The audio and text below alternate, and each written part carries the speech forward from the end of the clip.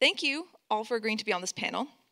So for those of you who haven't been here for the past 2 days, inclusion is a big theme at this conference, and we wanted to weave it into every aspect of the conference experience, including our sponsorships. And so that's the topic that we want to discuss on this panel. We don't just have an obligation to include each other, but our companies, the places where we work, have an obligation to be inclusive towards their employees. So I'm going to first ask all the panelists to briefly introduce themselves. I'm Jeffrey Lessel, but you can call me Gio. I'm from Planning Center, and it's kind of like a SaaS software for churches. This is our first tech conference to sponsor, so I'm super excited to be here. And come see us at the oversized booth if you have a chance in the sponsor panel. Get some awesome socks, some software for your feet. I'm Ryan Laughlin, or Rofreg if you know me from the internet. I'm one of the co-founders and the CTO of Splitwise, which is an app for splitting expenses with other people. We're also a first-time conference sponsor, so hey, bud.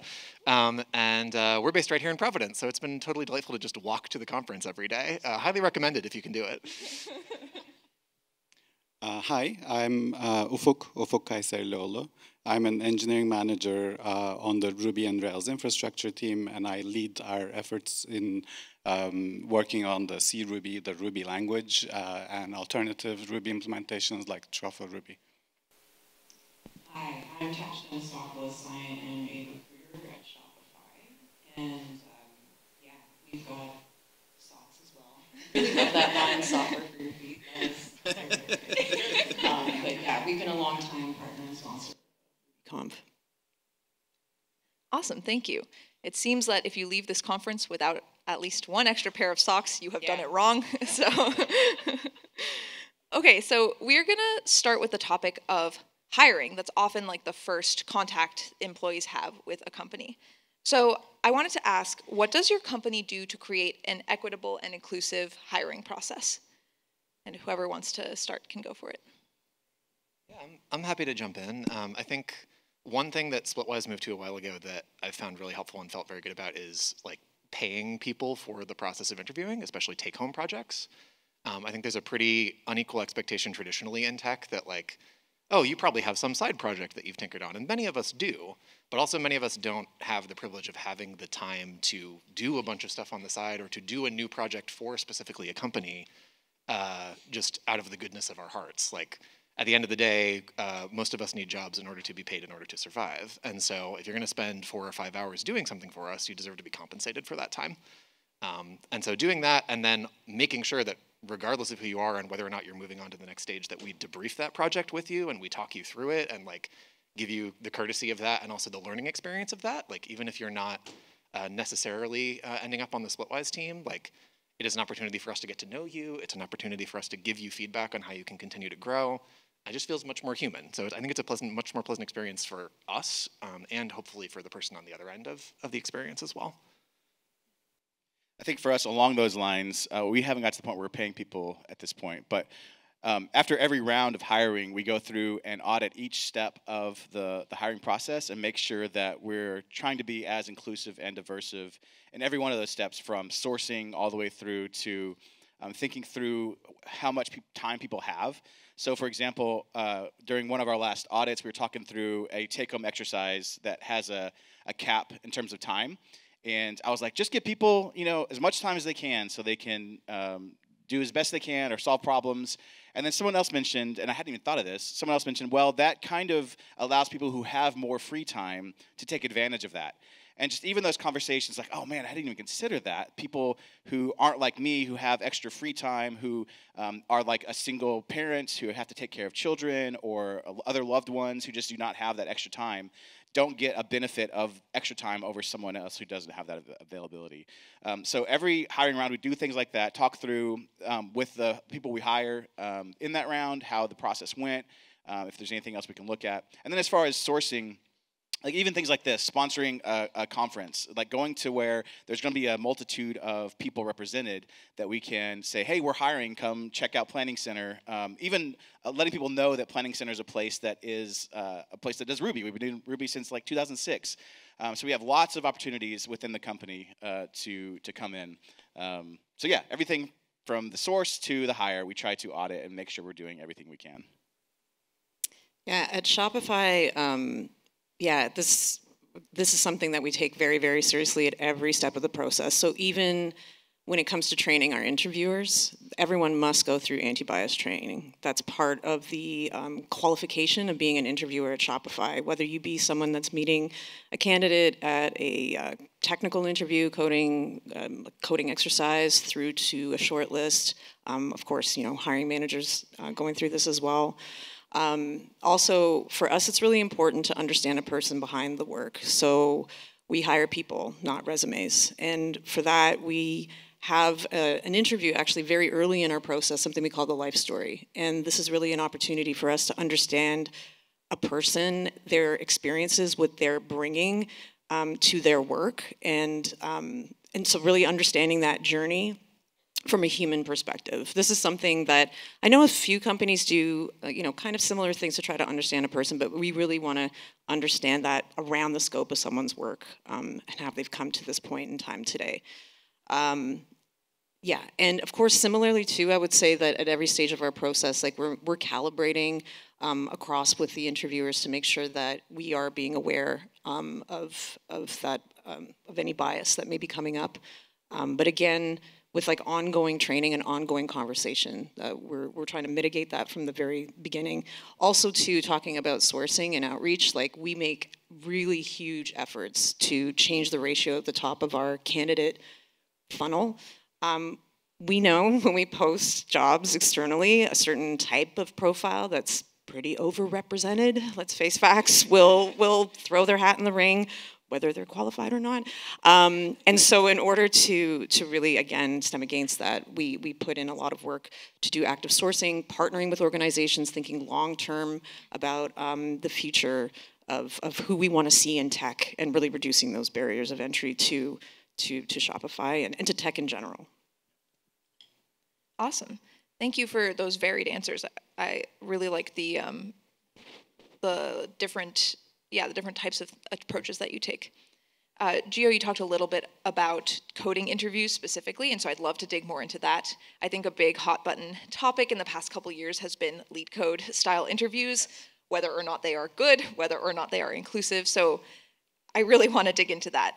Do you use, and by lead code style interviews, I mean interviews that focus really hard on algorithms and data structures over like building software that you might build in your day-to-day work. Do you use them? Do you think they're inclusive? Why or why not? Yeah, absolutely. We actually ship a whiteboard to the candidates and have them write on the white. No, I'm just kidding. We do not.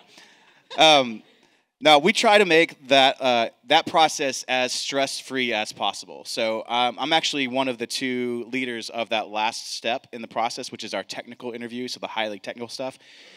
So we cap that at an hour and a half. The first 45 minutes or so are really just us getting to know the candidate. What do you like to do? What are some things you like to do for fun? Tell us some of your technical backgrounds. And then, but even from the very beginning on our hellos, I go through, hey, this is what's going to happen in the next hour and a half. The first 45 minutes, we're going to talk. But I'm letting you know up front now that the last 45 minutes, we're going to go through a technical exercise together. It is fully open book. If you want to Google stuff, if you want to go to Stack Overflow, look at documentation, we're here to learn how you think and how you solve problems, not that you've memorized the entire Rails 6 API. We're here to answer questions you may have. So if you stumble onto something, just we're here to help you. We can ask leading questions. We're not necessarily going to give you the answer all the time, but at least we can help you get to a point where you're thinking in the right path. So as far as the exercises themselves, there's no like algorithms. We're not trying to put in any gotchas. We're not trying to trick anyone. It's really just, hey, we have this Rails application, and it has a couple bugs. We'd like to add a few features. Let's go into Trello and get that done together. So we're really trying to be even an ally in that step itself, to be like, hey, it's like we're pairing here, and you're going to be the main driver of this exercise. So especially in the email saying, hey, you made it to this step, prepare. We've got this kind of a prep app that you can install beforehand, make sure your technology is up to date and has the available plugins that you need or whatever. So you do it on your laptop. You're comfortable with your editor. We're not forcing you into using Vim or anything like that if you're not familiar with it. You're just comfortable in your own environment. So we try to make it as comfortable as possible for the interviewer. And then after that, we send them a DoorDash gift card, because it's like, you know what? This is a rough process, and I know even if you're as calm as you can be, I know that before we got on the call, you were stressing about it. And I know that you gave us an hour and a half of your time. And so I'm going to buy you dinner. You know, we really appreciate their time, and we want to show that appreciation. Okay. I joined Shopify about 4 years ago, and I had my interviews, around this time, 4 years ago. And I don't come from a computer science background. I joined Shopify as a senior developer. And I guess if Shopify were to ask me algorithmic questions, I would have failed outright. I have no idea how to balance binary trees, red-black trees, whatever. I still don't know.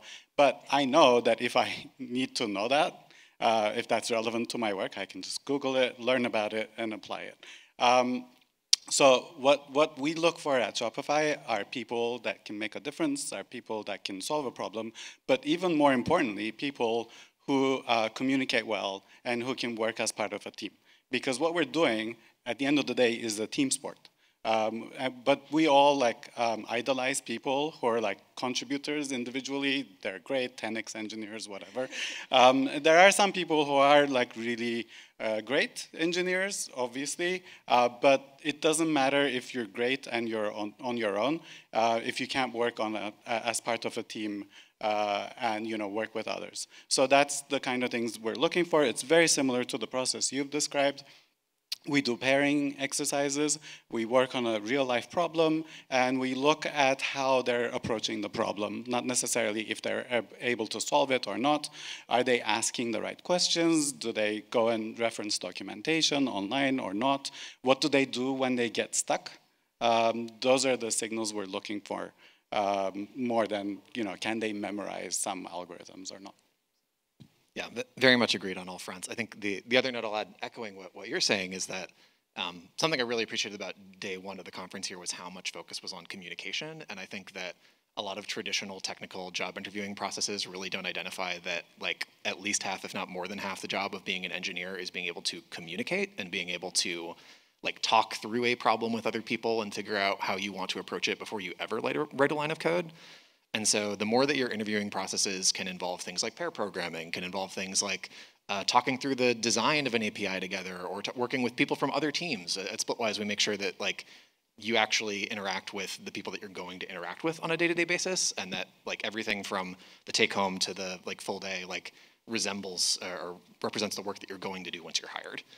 Because that's a better experience for you, and also a much more accurate picture for us as the company of what it's going to be like to work together. That's what we want to know at the end of the day. So I'm really glad that we're all on the same page there. Yeah, if you don't mind piggybacking a little bit, beyond the actual code, entering code into your laptop as we're watching you, there are some questions that were instead of you tackling this card and fixing it or making this feature a thing, let's talk through how you would approach it and maybe decide together verbally how to fix this problem. So even if you don't have the code chops, even just talking through your ideas of architecture and API flows and things like that can be a huge thing. Because again, that goes back to the communication part of everything, because that is a big part of teams. If I could snap after every one of those answers, I would, but that would be distracting, so I won't do it. Okay, so we've talked about hiring, bringing people onto our teams. And often, once we've hired someone and we're onboarding them, one of the first things they do is choose the benefits that they get. And benefits, turns out, can be inclusive or exclusive. If you came to the transgender issues panel yesterday, you will have heard that, for example, being able to get transition-related medical care is life-saving. It is life-saving care. And so I wanted to ask, what benefits does your company offer that you would consider inclusive? And then part two of this question, does your health insurance benefits cover gender transition? Yeah, from Shopify, we offer a number of benefits. First off, we're a fully remote company, 100% remote, and part of that is baking in flexibility in a workday around also personal time off. We know that people, we don't just walk or talk the talk about work-life balance, like we walk the walk. So that's something that's really, really important. Of course, for American employees, healthcare coverage for employees, nominal fees that you would pay for any dependents in the household. Things like mental health care is actually, we have coverage on that too. In terms of gender transition care, we do have full coverage in the United States as well as in Canada. So for us, it's really important to ensure that every employee feels that they can bring their authentic selves to work and feel good in any respect for that. I am certainly not an expert in this area, so I have a couple notes from the lead of our HR. But I can say, in terms of a general answer to that question, we also very much love our teams. We have paid Fridays off during the summer, and then during the rest of the year, it's every other week. So that allows you more time to spend with your family. We offer paid maternity, paternity, and bonding leave for various other alternative parenting options. There's every 5 years, if you get a sabbatical, a month-long paid sabbatical. So I had mine this summer. It was late because of COVID, but I remember when I came back, my manager was just like, you know what? Of course, Slack was running while I was out, as you may know, and emails were coming in. But he was like, when you're gone, delete Slack from your phone, delete it from your computer, turn off your email access, and when you get back, do that whole shift escape thing in the Slack where you clear all the red dots. So I didn't have to go back and look at anything. If somebody needed something from me, we were confident that they would come back and find me when I got back. So even things like that, just making sure that you are taking care of yourself outside of work is huge. In terms of healthcare, we do offer coverage for mental, behavioral, infertility, essential medical for transgender members. But as far as gender transition itself, apparently we had a long conversation yesterday with our healthcare providers, and that isn't covered fully yet, but that is something they're working on, and we expect within the coming year, I guess that's the calendar year, so 2023 sometime, we hope to have that fully covered as well. Yeah, I can speak to, speaking as a queer person, healthcare for queer people can be really complicated. Our healthcare, we're on Blue Cross Blue Shield, does cover transition, but with a bunch of prerequisites, which is unfortunately pretty common for trans healthcare these days. I think you need to live and work as your gender for a year and have an official diagnosis of gender dysphoria or GID before you can, before procedures are covered. But yeah, I mean, being able to, one of the nice things about, so Splitwise a year and a half ago was only 10 people. We're now about 30. And so being able to make sure that Splitwise the company is a good place and not just Splitwise the app is a good place is really important to me, and you definitely see it in the people you work with. Echoing a lot of the things we've already said, like extended parental leave is really important for us. Our CEO is on parental leave right now. A bunch of other employees have taken parental leave in the last year. We offered 12 weeks and then another 6 if you personally gave birth. Our official work hours are 10 to 5, Monday through Friday. We know that work tends to bleed beyond that boundary a little bit. So if we want to aim for you to have an actual 40-hour work week, then it's important for the real boundary to be 35. Just kind of being realistic about how things like Slack and email and et cetera tend to bleed into our lives. We're hybrid, so we have about half of our folks are based here in Providence, about half are fully remote. Even the folks here in Providence work from home several days a week. So we have a mandatory work from home day on Wednesday to make sure that our remote culture doesn't treat remote folks as second-class citizens. Yeah, I think that's at least a brief overview of the highlights. Awesome. Thank you for sharing all that. And, things aren't always where we want them to be, but I hope one thing that we take away from this panel is hearing how other people approach these benefits or other tools that they can use, and take that back to our companies and work towards that ideal. Okay, so you've hired someone, they've signed up for benefits, it's the worst part of the year. And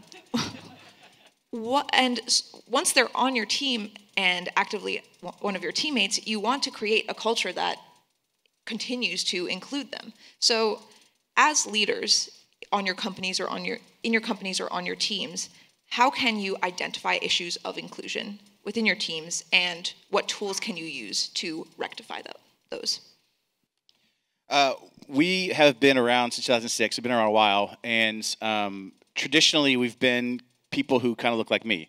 And we realized a number of years ago that that was an issue because we have a varied customer base. We need a varied a varied look and feel of our employees themselves. And so we went through a 9-month intensive process with some an outside consultancy to help us identify some blind spots that we might have and implement specific ways to address those blind spots. We've actually carried on from there yearly surveys to our employees for things like acceptance and the DEIB things that are within the past year have come up, and make sure that we have a strong pulse on where the company is and the things that we can continue to improve on. I think one of the best things that we did was realize that we're not doing it as well as we could do it, and then going out, making it a priority, spending the money, money speaks, spending the money to go out and make sure that someone else was helping us identify some of those blind spots.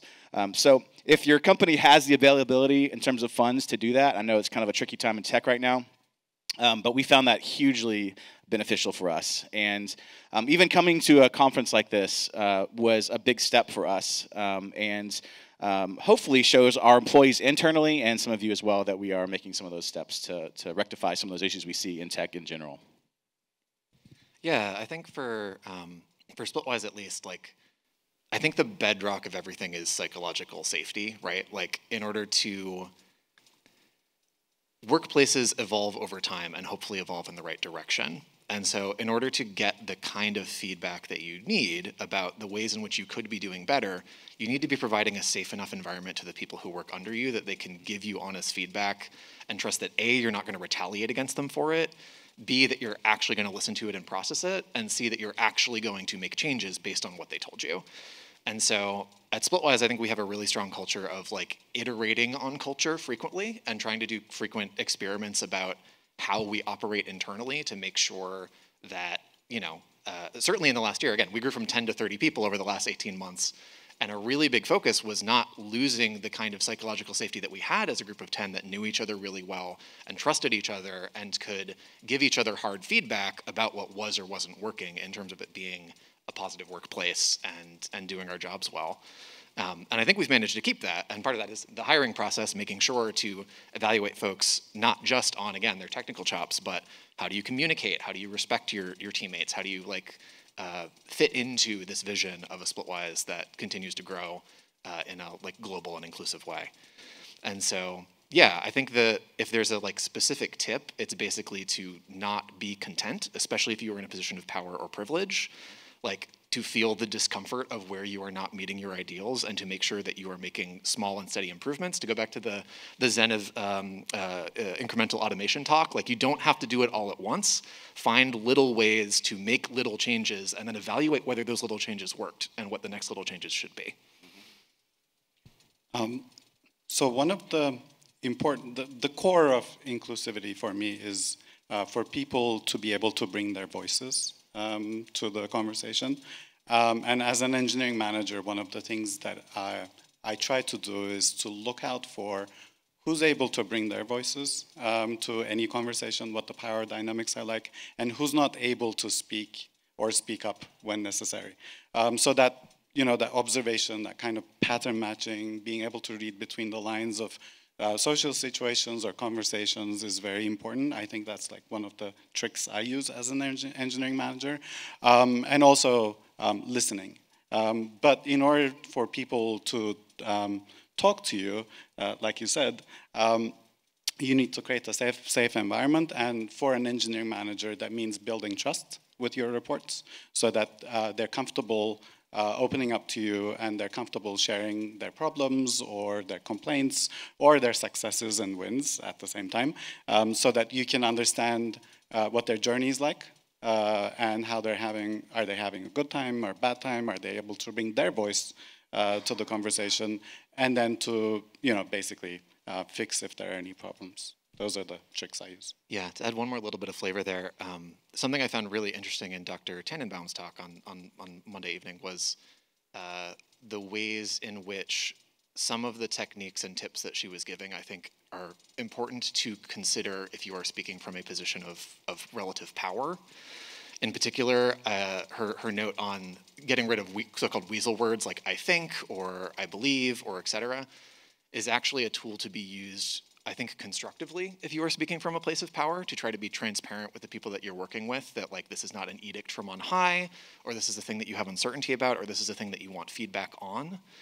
And so I think if you find yourself higher in the hierarchy, being conscious that you speak in a context, right? Like you have power that the people underneath you do not.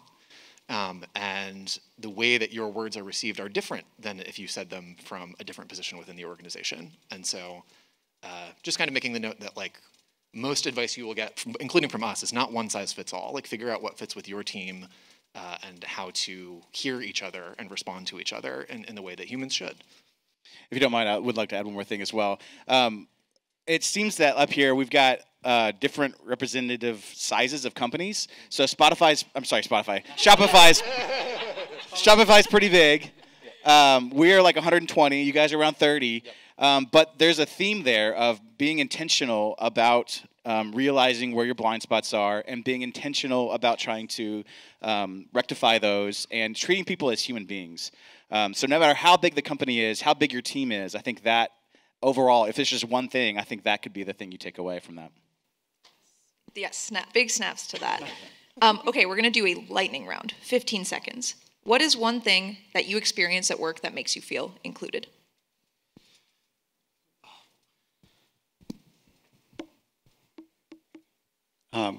My management peer group. Super supportive group, and every time we have meetings with them, I feel supported and included and heard. So I want to thank them from here. For us, we have a set one-on-one schedule with our managers and with any direct reports we have. And so those are times where we can bring up any concerns or thoughts we have and help them get higher up as needed. So that's important to me.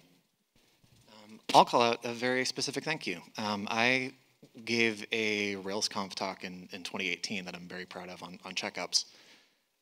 The week before that, I had to take the entire week off for mental health because there was enough going on in my life that I was having a really, really hard time.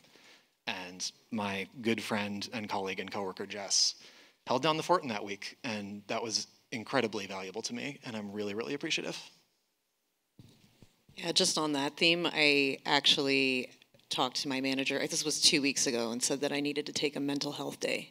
And I actually never said that out loud before.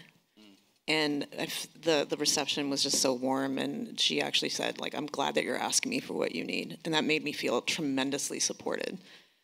So yeah, just gestures like that are huge.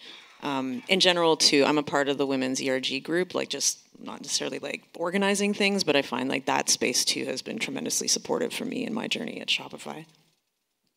Awesome. Thank you all so much, both for sponsoring RubyConf Mini and for being on this panel. For the audience, I hope you've taken away some things you can bring back to your companies to advocate for, to make the whole culture of the Ruby community more inclusive. So please, a round of applause for our panelists.